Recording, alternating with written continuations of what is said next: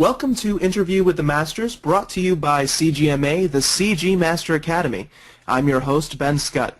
Our guest today is instructor for CGMA's Vehicles and Mechs Master course and talented concept artist Paul Christopher. Before we begin, we would like to announce that registration for CGMA courses is currently open. Head over to cgmwmasterclasses.com to view current course offerings and sign up for the class or classes that best fit your needs. Interview with the Masters is an ongoing series. Keep an eye on our website for more information. For everyone who is joining us today, if you have any questions for Paul, you'll see in our GoToWebinar panel a small box titled Questions. If you have any questions, kindly send them through the panel. We will attempt to answer as many questions as possible. Paul, thank you for joining us today.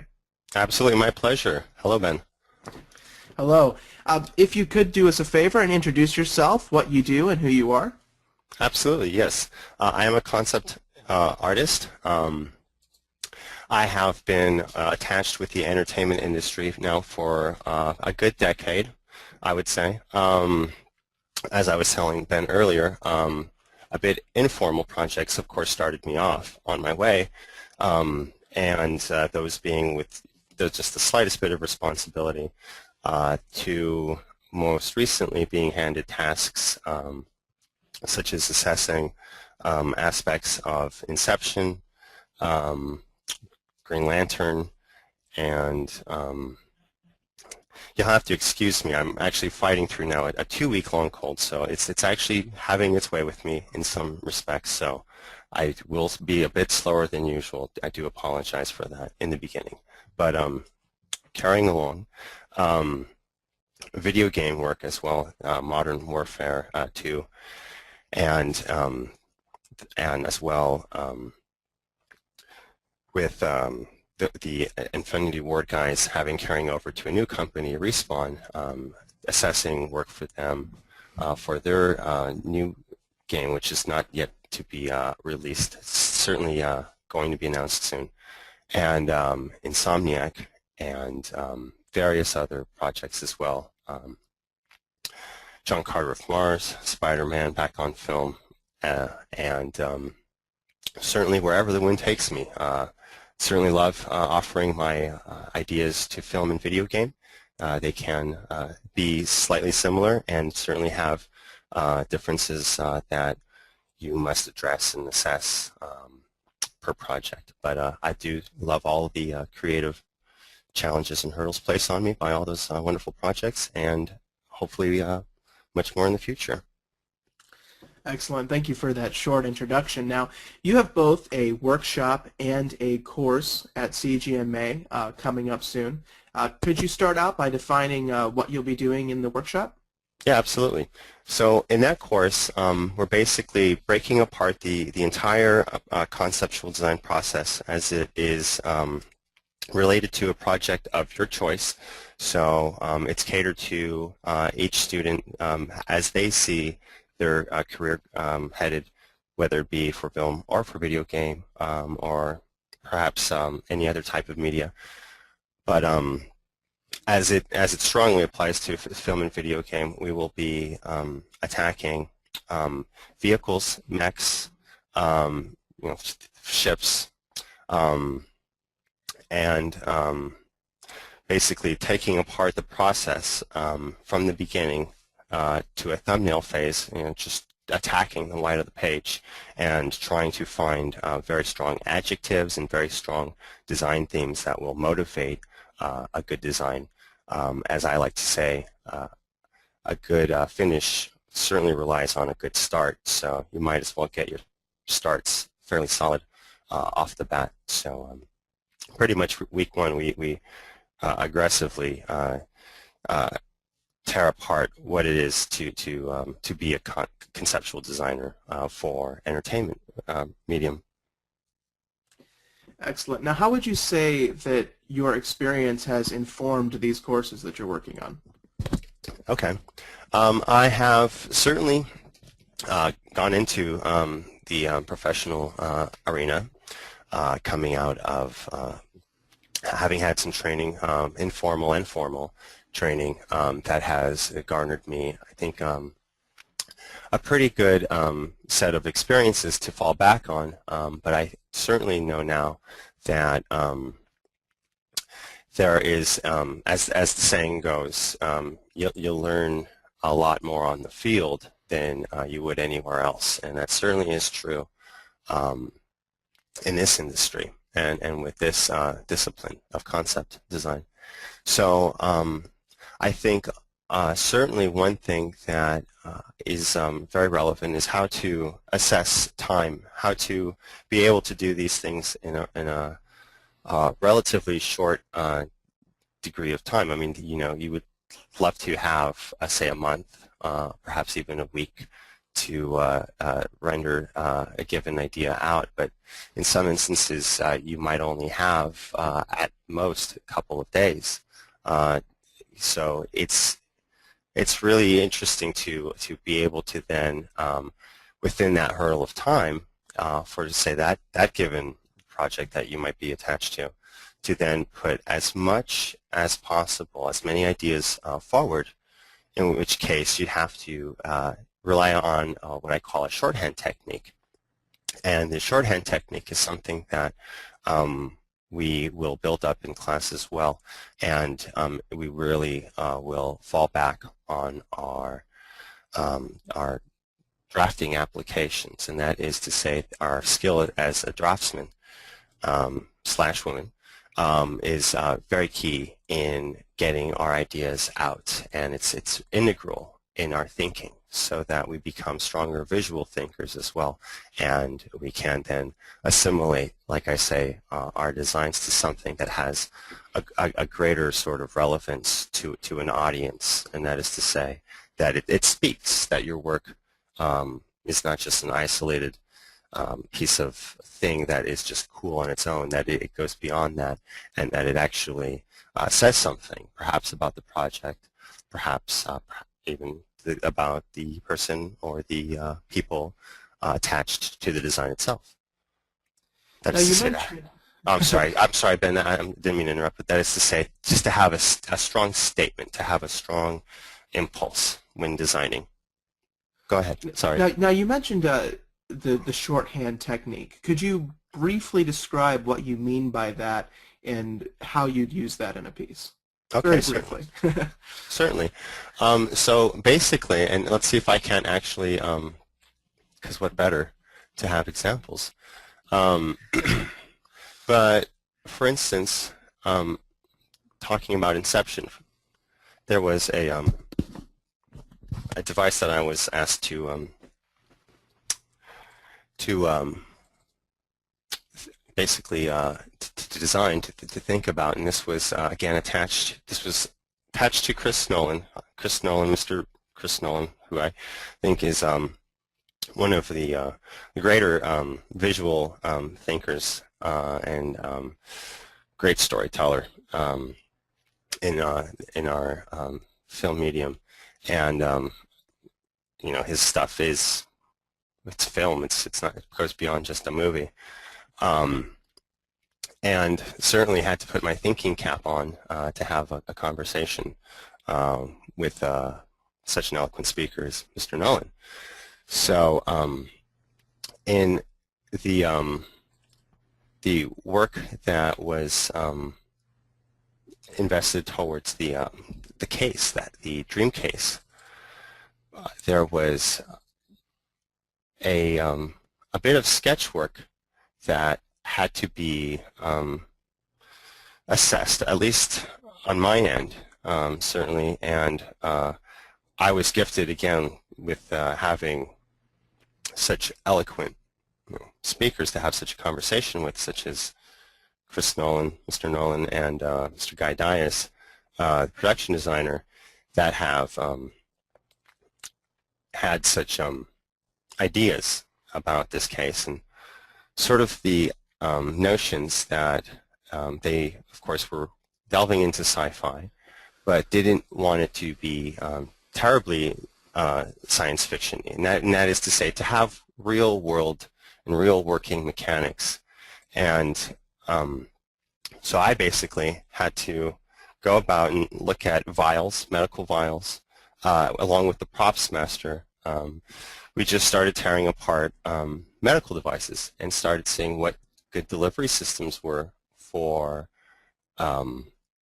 delivering liquids into a human body or an organ. And some of these notes had to be, very on point in terms of condensing all of these conversations, all of these meetings, but at the same time had to then go beyond that, along with sort of capsulating a lot of the conversations that were taking place, then to have more questions to then proceed along the conversation, right, and to add more dynamism in that way. And these sketches that you could see are very informal and very, if you will, sketchbook sort of delivery system. I mean, that's where they were. I was just sort of taking notes to myself in my own sketchbook and scanning them. But these actually became kind of a workbook in some respects to what the elements were going to be for the end build. And so for a couple of days, they actually were able to get me quite far, far enough along without having to, sort of bog down with any sort of surface rendering. And this is purely just the construction of things. This is just dealing with the idea. This is basically building the idea from the page and then beyond. And this, in this sketch, or in the shorthand way, this case, this design was achieved. And I think certainly would not have been arrived at if I had not taken the time to go through such exercises and such disciplines as doing those very shorthand, as I like to also call them, and we call them in the business roughs. It certainly would apply, and those kinds of cute little terms certainly that's what they will mean. And another thing is a comp is also what we will sort of arrive at in the beginning stages, or as just basically short for a comprehensive, and that is to say that in that thumbnail stage or in that beginning stage, though it certainly may suffer from not having enough time attributed to it in terms of a drafting, right, to assess it or judge it on a drafting, but even on a thumbnail stage, even just in that shorthand, you can see that there's bones there to attach the meat. So basically the idea should be strong enough if even presented in that rough stage. So it sounds like what you're describing is almost a way of thinking on paper. Like one might think aloud, you're thinking with a pencil in your hand. That's exactly the term. That's perfect. Thinking on paper, and that's exactly right. I want to actually underline that. And that's emphasizing that, yes, thinking. Absolutely. Definitely right. Now, would you, in a different project, use a similar project like you did for the case in Inception when you're approaching Spider-Man, John Carter of Mars, Sucker Punch? Did you use very similar kind of technique to come up with your visual designs? Well, the beautiful thing is, and certainly why I jumped into the business, is to work with other artists and to work with other craftspeople, that have dedication in all mediums. And in working on these projects, I will meet people from costume departments. As in Carter of Mars, I met effects specialists that were dealing with the art of replicating tattoos. But what they had to do for Carter of Mars was basically had to have throngs of armies visually differentiate from the other throngs of armies, right? Because a barbarian horde may not necessarily differentiate itself as it's laying in the same pile of mud and has the same sort of growth of hair, etc. save for a couple of things, you might have to overemphasize those differences. And in this respect, for Carter of Mars, we needed the armies to have a certain distinction, a certain class, and certainly as in nature, a good way to arrive at that in use of color. Sort of birds of a feather flock together. We'll have those birds be a different color than those birds. So in assembling the tattoos, for instance, there was a sketch that Ian McKeag had done where he, I think, had applied in Photoshop just some very arabesque sort of gestures on top of the actor's face, and it had a very interesting iconography to it. And it was that sketch right there, that sort of 5-minute doodle that then granted me a job into this project, and I was basically attached to the studio that was doing the tattoo effects makeups, and we were basically trying to find meaningful, culturally sort of derived icons and tattoos and shapes that could hug the body in various ways that would sort of depict a kind of warrior-like status and have different classes of rank, for instance.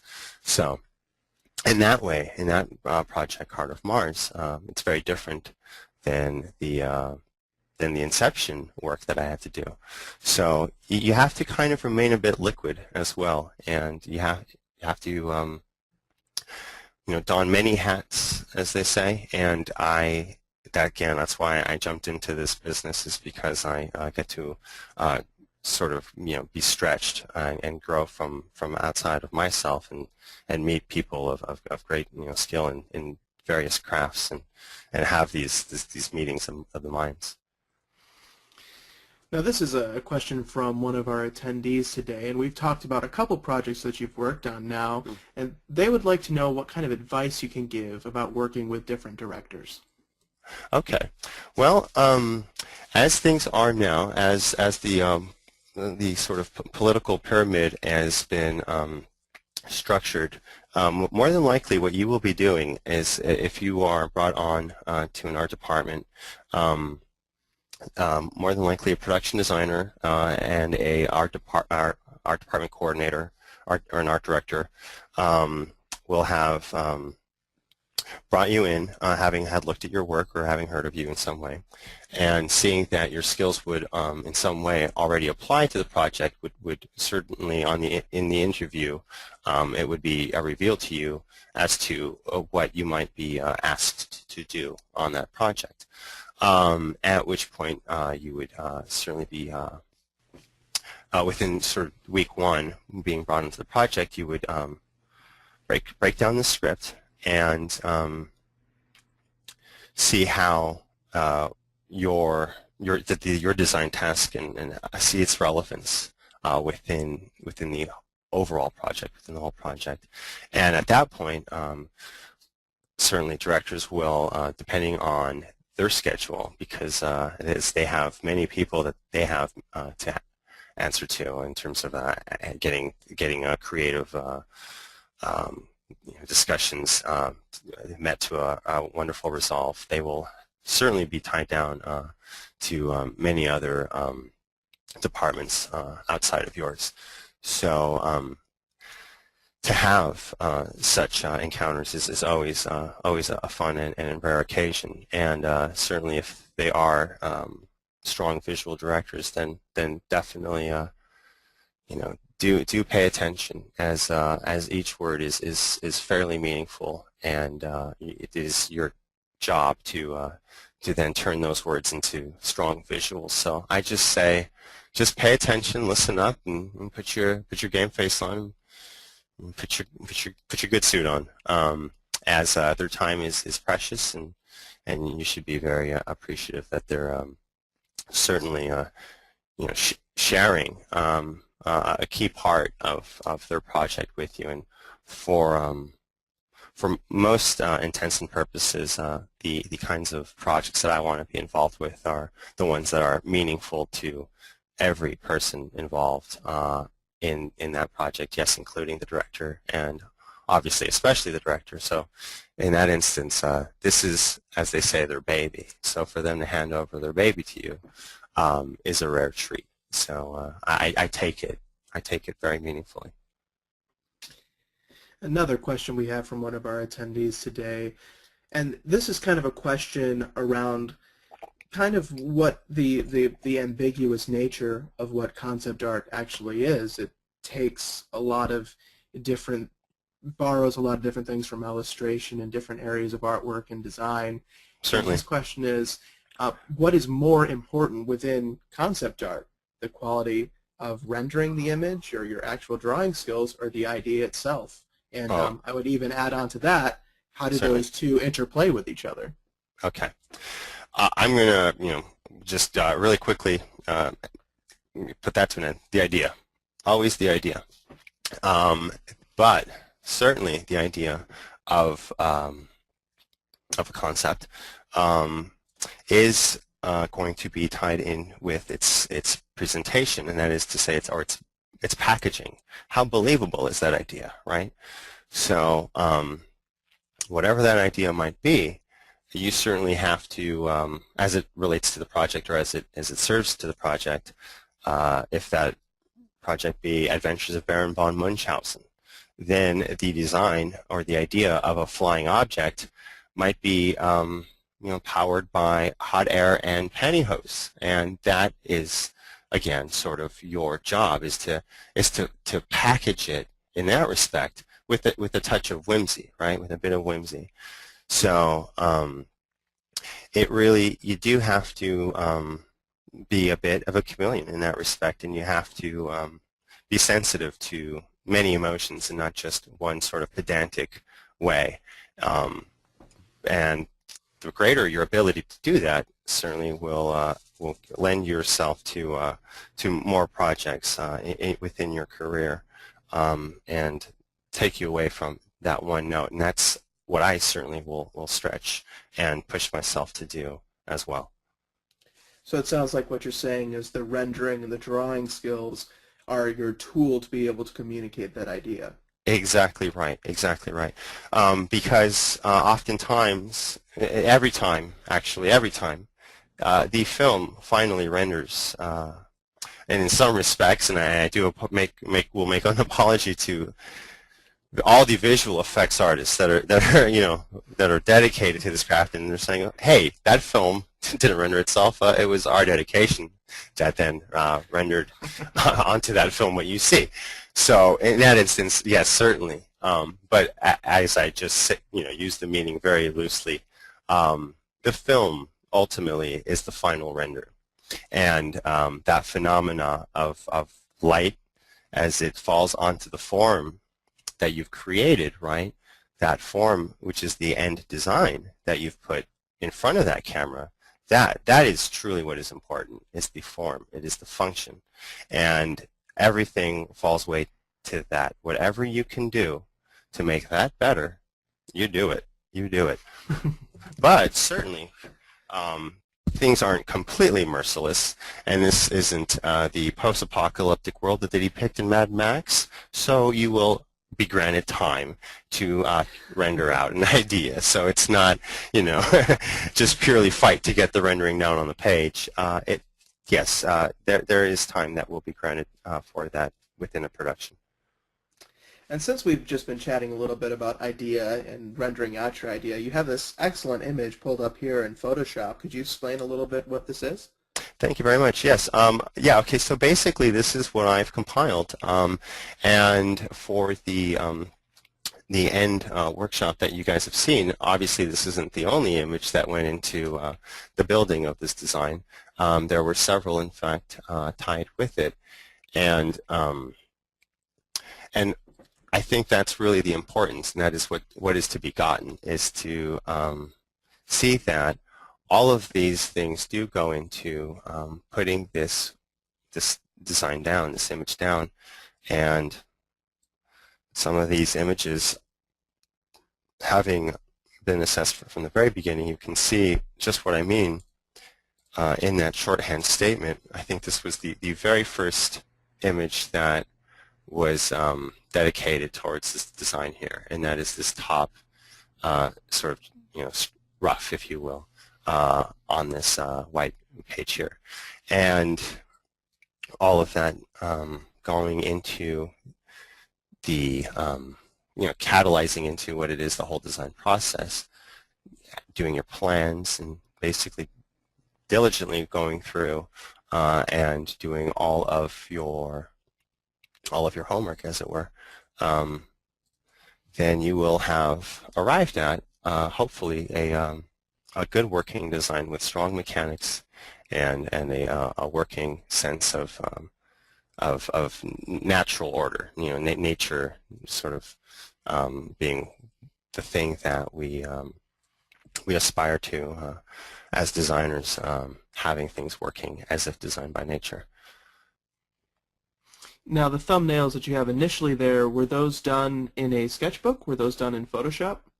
So these were done in Photoshop, but very much with a sort of traditional medium application in mind. That's obviously, I think, where I've learned was just picking up a Sharpie and just blasting on the page, and I try and take that discipline and that energy actually into the digital realm. Now, there are a few different methods in Photoshop for getting such clean, crisp lines like you have in your thumbnails. What is the technique that you like to use?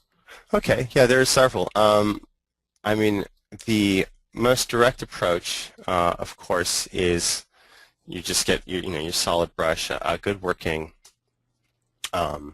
brush with dynamics that perhaps lend themselves slightly to feeling a bit traditional. In this respect, there's a bit of a dual brush that has, I think, a texture given off of one of the original Photoshop brushes that have a slight dither to the texture, as you can see here, and then it builds up in solidity, so it gives just a bit of noise, if you will. Otherwise, without that, it is very slick. This is very, if you will, digital, as opposed to having just a bit of tooth. It gives it just a bit more of an organic kind of feel. So that's the micro of it, or excuse me, that's the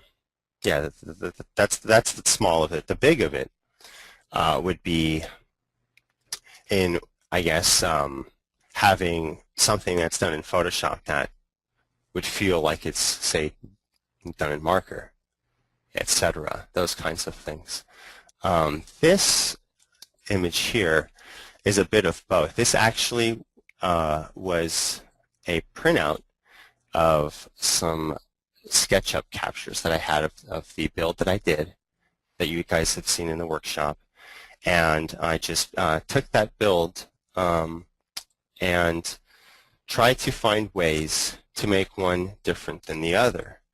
And in that respect, you can see how just changing these angles and changing the silhouette and the feeling of the silhouette of this ship, the graphicness in this respect, that graphic shape, really pushes this shape and the ship into a whole another place, right? Whereas this might be a series of 45-degree angles, right? And sort of broken up in that way. I then have further control in pushing the variety and the variation of this ship, if need be, if say that were an issue that I had to assess.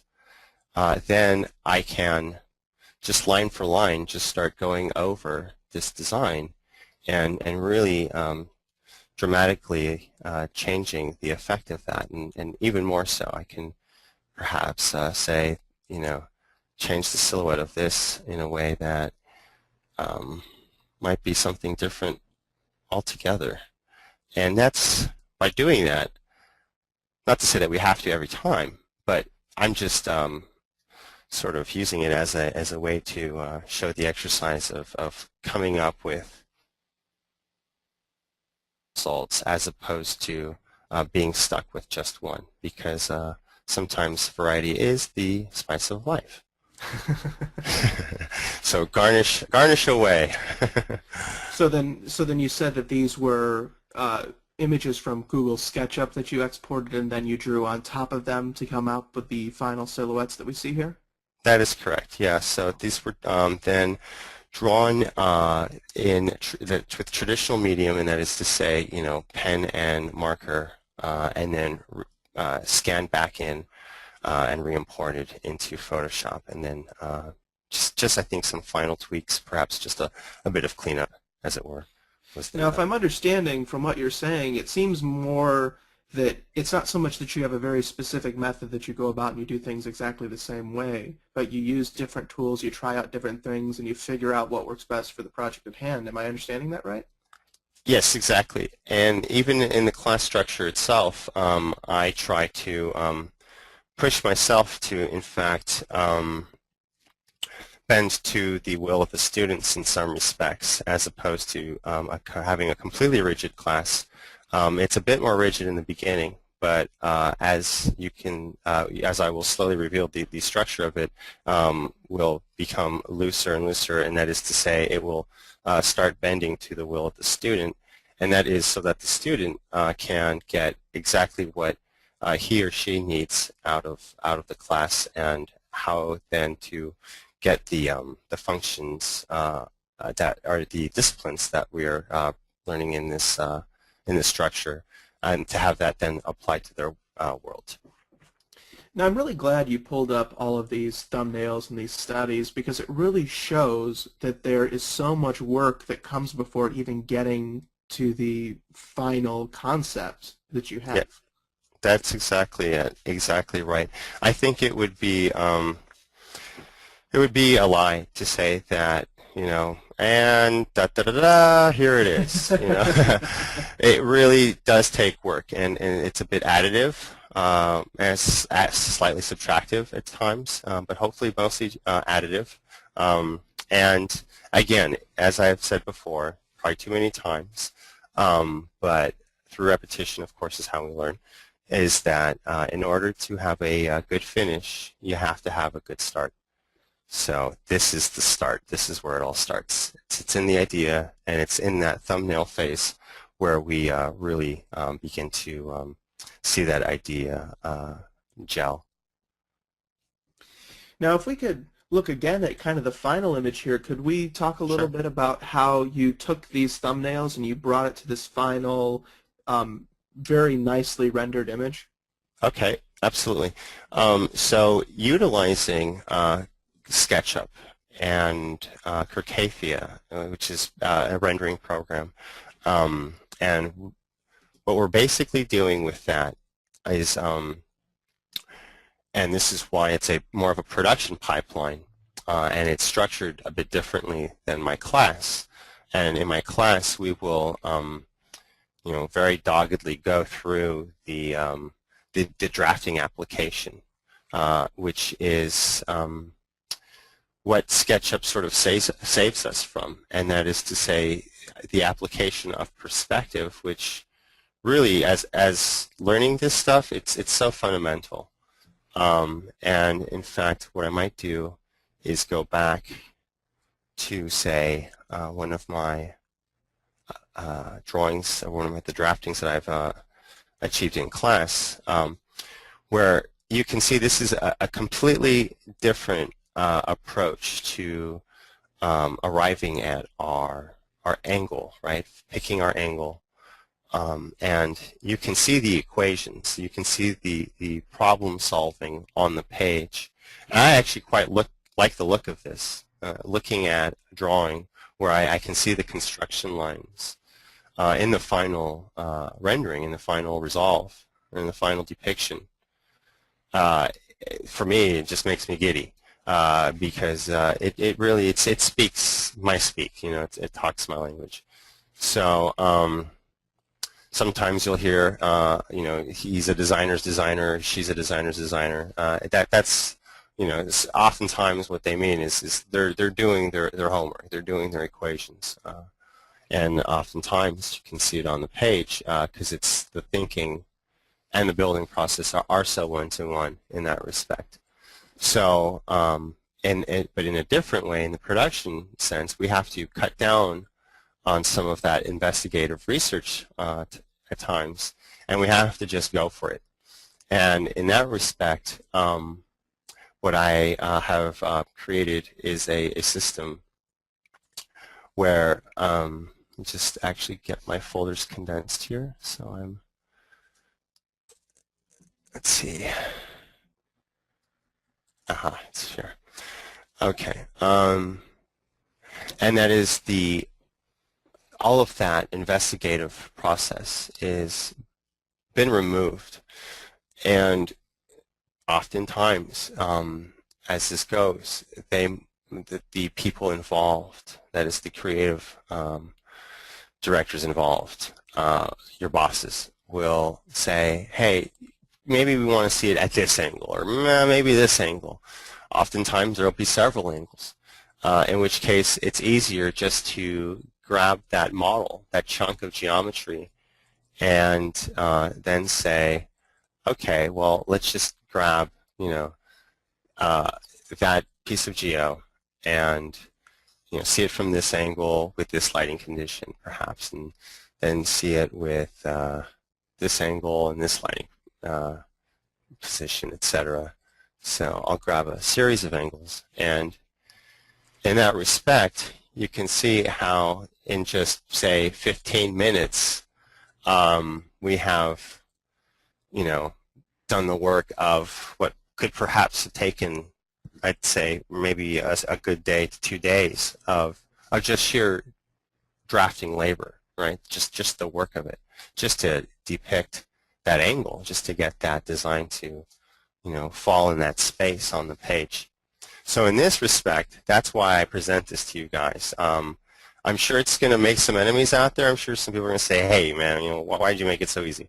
But I have to, I mean, if I would lie to you otherwise in terms of it just, saying like, hey, they'll certainly give you as much time as you need. Well, no, you really have to make this very quick for them.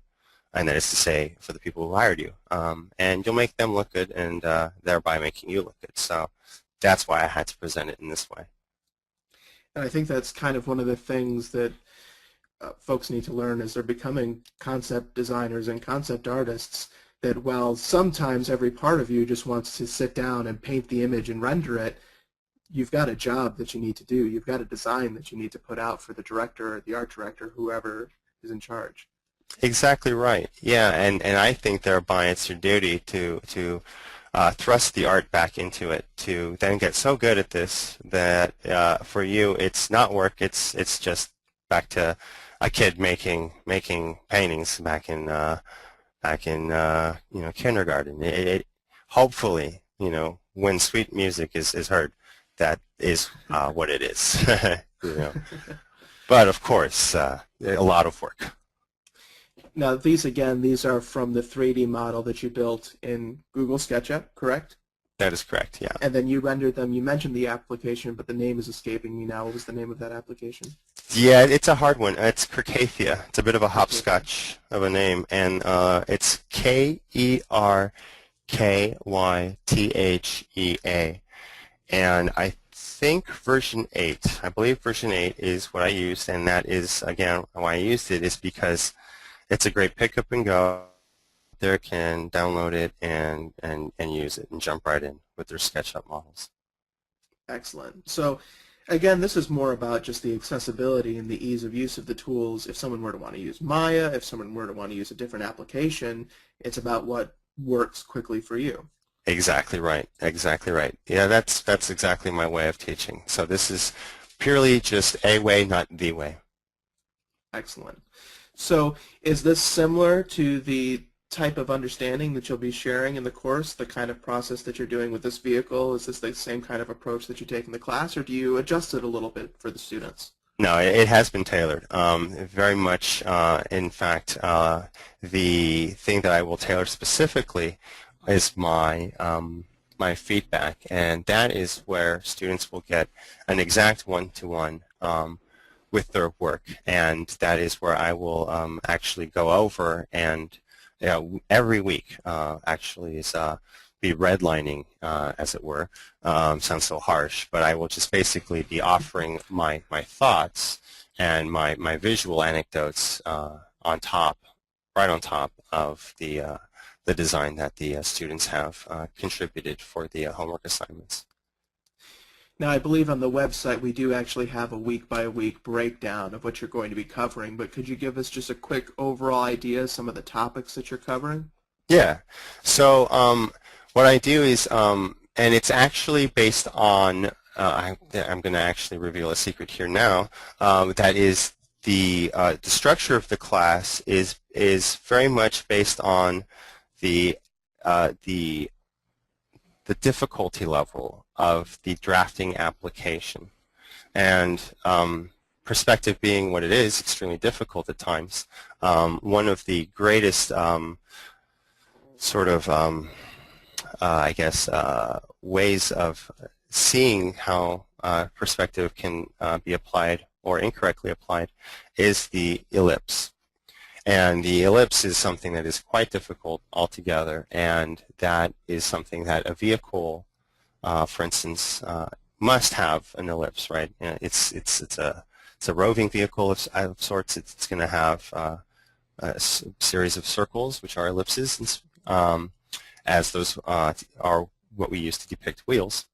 And so those ellipses, being as difficult as they are, will be tackled far later in the course.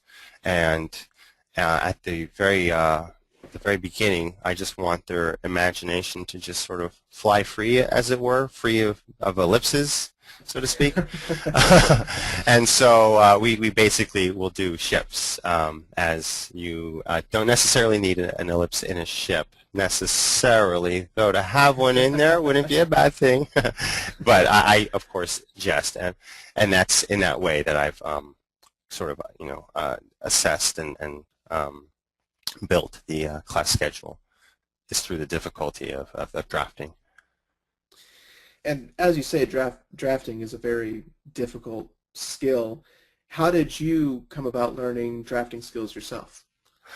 Through lots and lots of hours applied. There is nothing that is going to replace doing. But certainly doing it in the right way and learning how to do it in the right way is going to take away a lot of time. I had attended some Art Center night courses in which the idea of transportation design became introduced to me, and I think at that point I was actually pretty severely addicted to the whole, I have to admit, at first it was the look, just the look of transportation design. Just, God, that, just looks so cool.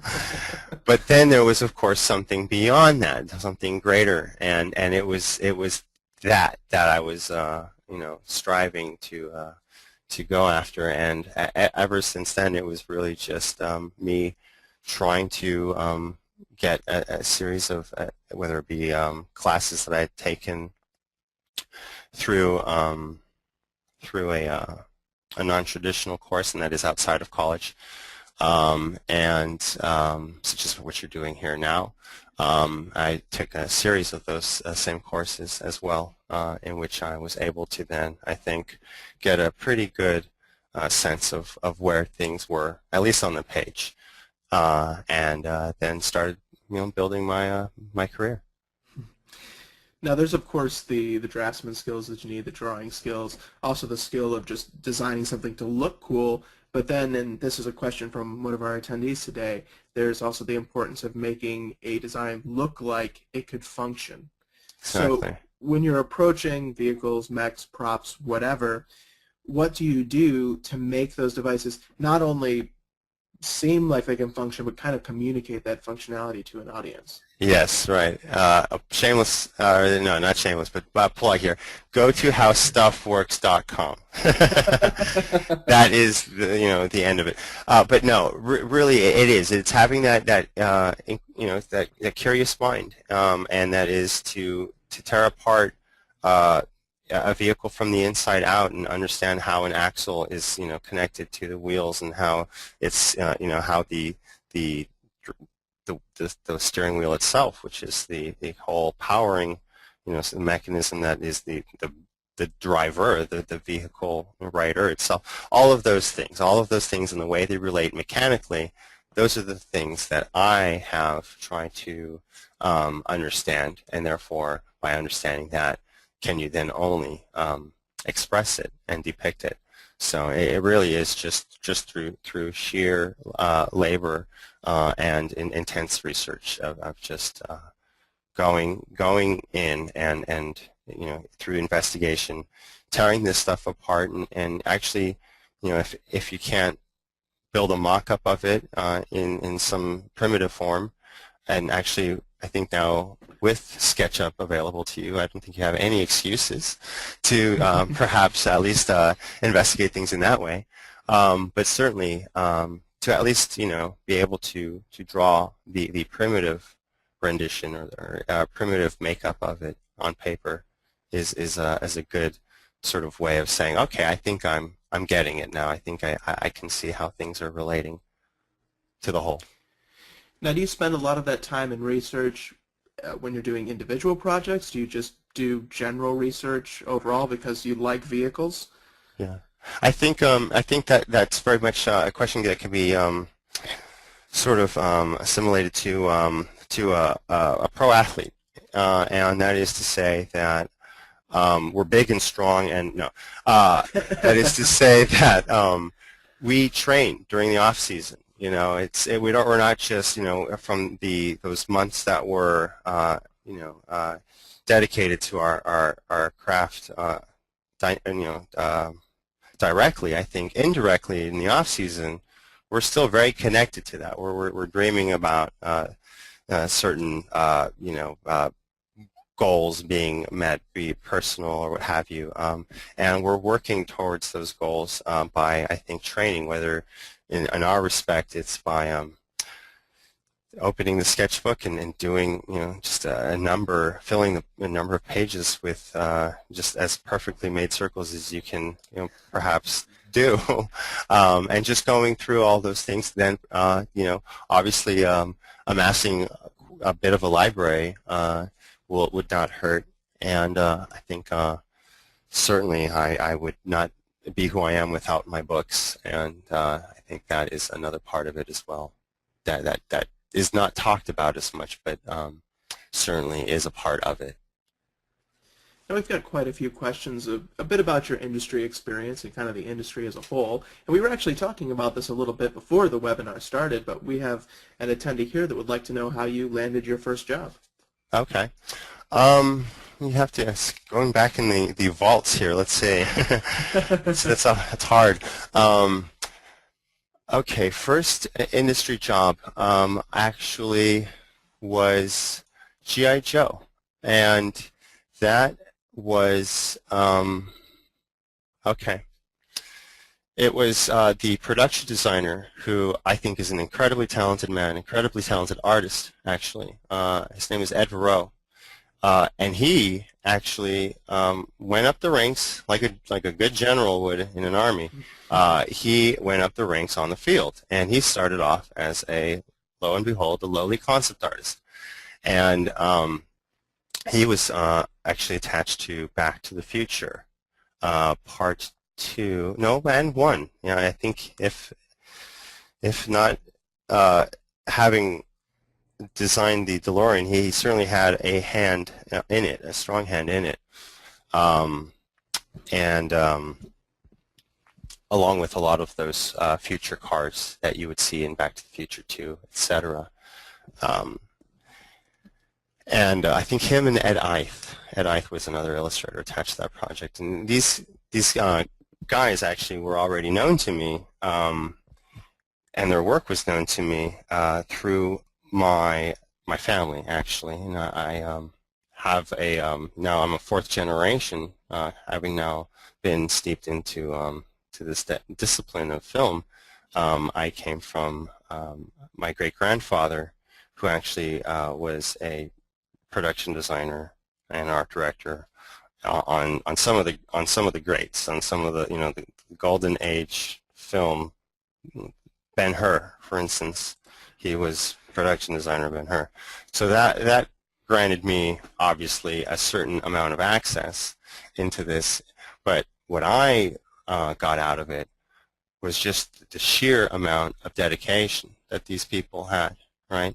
And I saw it very early, and it was explained to me very early that these are artists in some sense, but in other sense are extremely, and I don't mean this with any level of insult, but they are, just extremely professional, and that is to say, they know their skill extremely well, so well, to just certainly be like pro athletes, because it is a bit of a performance and to this, and that's when I realized that I would certainly have to throw a lot of hours at this, and it was actually through my mom. My mother was also a set designer, and she was an art director on some projects, and she worked on The Matrix, for instance, our pre-production of that, and then showed me a work of another gentleman, Tani Kunitaki. And this gentleman was using markers in a completely different way, and he had used a lot of the methods and the tools used by transportation designers that I had become familiar with in a very intimate way by just seeing these brilliant marks on the page. And then Tani used it in a very sort of ephemeral way and more of an atmospheric way, and he was like basically using it as a painter would, and that to me, it just rocked my world. It completely turned it upside down and just shifted my center, and it was really interesting to see how you could take the same tools, the same techniques, and create an effect altogether totally different. As you know, you can imagine a illustration or a design of a vehicle or a product on the page would have a completely different look and effect than what they call a keyframe, or a very poignant image, often taken from a storyboard type scenario or depiction, and then really applied, having like that cinemascope color applied to that rough storyboard, in which case it becomes a keyframe piece of art. And I really, that's when I was really struck by all of this stuff, and so went back to my studio, and just wanted to reinvest myself in terms of how to then apply these mediums in this way. And from having gone into character design, and I was that's all I was going to do. I was just learned figure drawing, loved figure drawing, never really saw anything outside of that for myself, and became a character designer at NCSoft. This was actually my real first gig, and I was doing visual development work for, at first I think it was for Tabula Rasa. No, excuse me, it was for Guild Wars, the first Guild Wars, and that was a part of an LA unit that was detached from the main visual development unit. And really quickly from that experience, I found out that I just wanted to do more than just characters, and that is to say that I really wanted to think of the world that the character was in. That became more for me. I really was quite sort of fascinated by the maneuverability that I might be able to attain as an environment designer. And it was from there where I really began taking that experience of seeing Tawny's approach of taking that same medium that the transportation designer guys used, and I did that. I just got my markers out, and fortunately enough, compiled a series of images, of keyframe type work and it's just some personal images that I did on 11 by 17 tracing paper, where I just did storyboard type roughs, blew them up to have just captivating scenario of a film, something very sort of science fiction-y, I think it was, and that then appealed to the production designer who was then on G.I. Joe, and he was actually the gentleman who unbeknownst at the time, because I didn't know how Ed Verreau aged and what he looked older, but I, of course, told him of that, looking at those Back to the Future drawings, and certainly those being his drawings, I think he was quite tickled by that, and perhaps maybe that had more to do with my landing the gig of G.I. Joe than my portfolio, but I'd like to also think that it was my portfolio and that he saw some of those sort of old school techniques being applied in this new world. So perhaps that's it. Well, I think you bring up something that's very important and often overlooked in this industry is the importance of relationships with the people that we work with, mutual respect and developing along and being inspired by those around us. Your family, of course, being a very important role, but beyond that, the people that you've worked with. Oh, absolutely. I think we are nothing without our community, and I think we, as products of modern times and as modern conveniences, definitely we have our community to thank for that, and I don't think that's ever going to change, and it should not ever, as it's the thing that makes me continue, allows me to grow. Certainly, it's I've had several masters who have gone about this course before me, and I would again be lying if I said I was designing within a bubble, and have had the fortune of perhaps working with one, Steve Berg, I have to say is very influential in sort of how I assess this stuff, and seeing him work is really helped me along, and talking with him about this stuff has helped me grow. So it's definitely, I think we owe a lot to our community. Now we're getting close to the end of the hour, so I'd like to ask you one last question, and it would be, and this could be a piece, it could be your involvement in a project, of all the things that you've done since you've worked in this industry, what is the one thing that you'd say you are most proud of doing? Okay.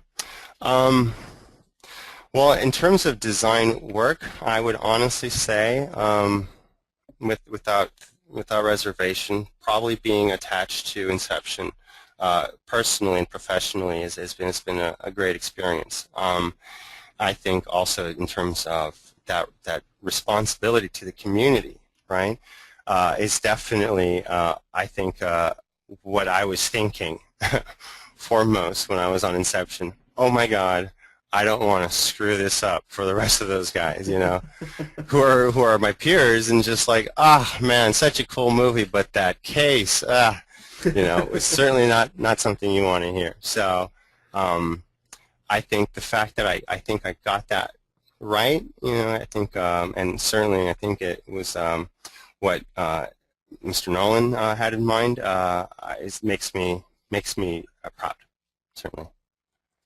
Well, Paul, it's really been a pleasure speaking with you today. Thank you so much for joining us.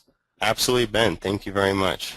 And I'd like to thank everyone else who has joined us today. Thank you for watching and also for all of your questions. I would again like to mention that registration for CGMA courses is currently open. Head over to cgmwmasterclasses.com to view current course offerings and sign up for the class or classes that best fit your needs. Registration will be open for 2 more weeks. Again, thank you all for joining us. Paul, I'm sure everyone enjoyed it very much. Again, thanks for joining us. I certainly hope so, and yes, thank you again for joining in.